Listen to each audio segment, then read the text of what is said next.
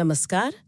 आज हम एक अहम विषय पर बात कर रहे हैं, अनुकंपा नियुक्ति। जी, मतलब जब किसी सरकारी कर्मचारी की सेवा में रहते हुए मृत्यु हो जाती है तो उनके परिवार के सदस्य को नौकरी देने का प्रावधान। हाँ, और इसके पीछे सोच यही है कि परिवार पर जो अचानक मुसीबत आई है उसमें उन्हें एक आर्थिक सहारा मिल जाए तुरंत। बिल्कुल।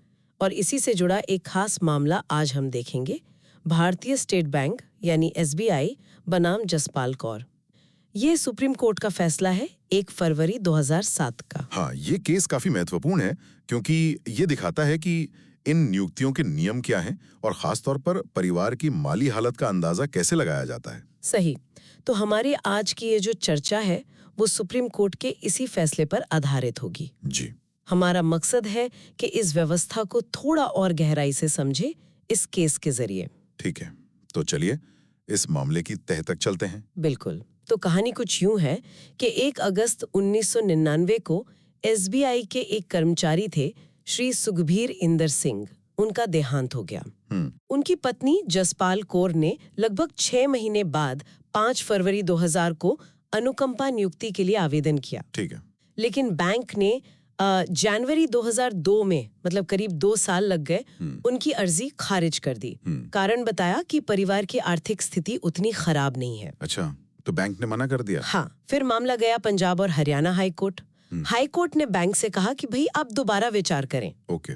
बैंक ने फिर से देखा, पर अप्रैल 2004 में उन्होंने फिर से अर्जी खारिज कर दी। मतलब बैंक अपने स्टैंड पर कायम रहा। बिल्कुल। लेकिन हाईकोर्ट इस बार भी सहमत नहीं हुआ। सितंबर 2005 में हाईकोर्ट ने बैंक का जो आदेश था उसे रद्द कर दिया। अच्छा, हाईकोर्ट का क्या तर्क था फिर? हाईकोर्ट का नजरिया थोड़ा अलग था।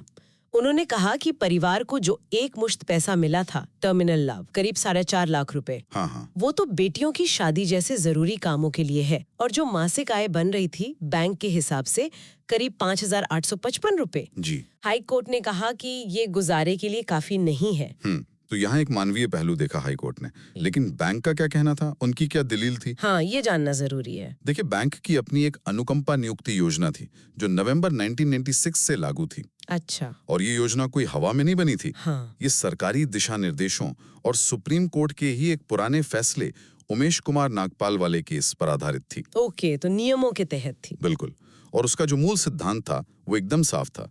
नौकरी सिर्फ तब दी जाएगी जब परिवार सचमुच, मतलब बहुत ज्यादा आर्थिक तंगी में हो, जिसे अंग्रेजी में पेन्यूरी कहते हैं, और उनके पास गुजारे का कोई और जरिया ना हो।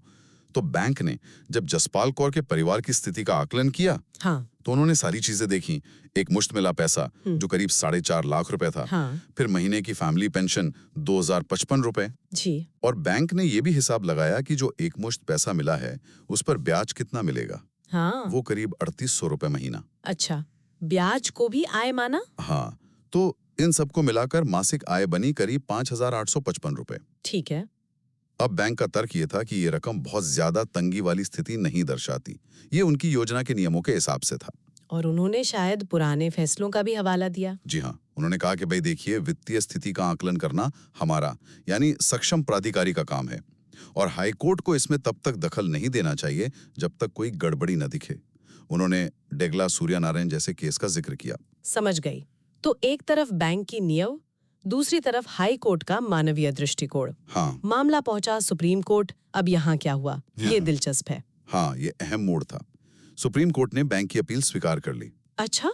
और कोर्ट ने फिर से वही बात दोहराई जो वो पहले भी कई बार कह चुके थे कि अनुकंपा नियुक्ति कोई अधिकार नहीं है, ये एक रियायत है, एक अपवाद है। ये सिर्फ उन परिवारों के लिए है जो कर्मचारी की मृत्यु के बाद अचानक भयानक गरीबी में आ गए हों, तत्काल मदद के लिए। और उन्होंने कुंती तिवारी केस का भी जिक्र किया शायद। हाँ, बिल्कुल। कोर्ट ने कहा कि हाई कोर्ट ने अत्यंत गरीबी के मानक को यहाँ थोड़ा कमजोर कर दिया है। मतलब जो पैसा मिला था उसे पूरी तरह नजरअंदाज नहीं किया जा सकता। तो मतलब सुप्रीम कोर्ट नियमों पर ज्यादा जोर दे रहा था। हाँ, अगर हम इसे बड़ी तस्वीर में देखें तो कुछ कानूनी सिद्धांत यहाँ साफ होते हैं। एक तो ये कि नियुक्ति हमेशा तय योजना के नियमों के अंदर ही हो सकती है, उससे बाहर जाकर नहीं। ये आशा रामचंद्र अंबेकर वाले केस की तरह? बिल्कुल सही है। दूसरा, तथ्यों का आकलन करने का काम बैंक या संबंधित विभाग का है, अदालतें आमतौर पर उनके मूल्यांकन में तब तक हस्तक्षेप नहीं करती जब तक कि कोई बदनीयती या स्पष्ट विकृति ना हो। जैसा कि एमटी लतीश केस में कहा गया था। जी, और एक और बहुत ही महत्वपूर्ण बात इस केस में सामने आई। वो क्या थी? देखिए, जसपाल कौर की तरफ से शायद ये दलील दी गई कि 2005 में एक नई योजना आई थी और उसके हिसाब से शायद वो पात्र थी। अच्छा। लेकिन उनकी अर्जी कब की थी? 2000 की। हाँ, ये तो पहले की बात है। तो सुप्रीम कोर्ट ने साफ कहा कि देखिए, कानून का एक स्थापित सिद्धांत है, फैसला उस समय लागू नियमों के हिसाब से होगा जब घटना हुई या अर्जी दी गई। मतलब बाद में बने नियम लागू नहीं होंगे? बिल्कुल नहीं। तो वो 2005 वाली योजना का तर्क यहाँ खारिज हो गया।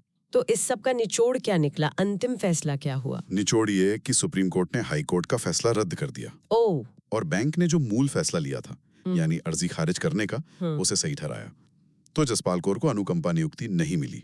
तो ये केस एक तरह से नजीर बन गया। हाँ, और इससे जो मुख्य सीख मिलती है वो ये है कि अनुकंपा नियुक्ति का उद्देश्य है परिवार को अचानक आए गंभीर आर्थिक संकट से तुरंत राहत देना। ये कोई सामान्य भर्ती का विकल्प नहीं है। बिल्कुल नहीं। और पात्रता तय करते समय उस वक्त जो योजना लागू है उसके नियमों के तहत परिवार की वास्तविक वित्तीय स्थिति को देखना होगा, जिसमें सारी आय, सारी संपत्ति शामिल हो। मूल्यांकन बहुत ध्यान से होना चाहिए। जी। और ये हमें एक बड़े सवाल पर लाकर खड़ा करता है कि एक तरफ सरकारी नौकरियों में योग्यता का सिद्धांत है, मेरिट का। दूसरी तरफ कर्मचारी की मृत्यु जैसी दुखद मानवीय स्थिति है। तो इन दोनों के बीच संतुलन कैसे बनाया जाए? सही बात है। बहुत ज्यादा तंगी या जरूरतमंद, इसकी परिभाषा कितनी सख्त हो, कितनी लचीली? हाँ, ये एक मुश्किल सवाल है। इस पर शायद लगातार सोचने और बहस करने की जरूरत है। बिल्कुल।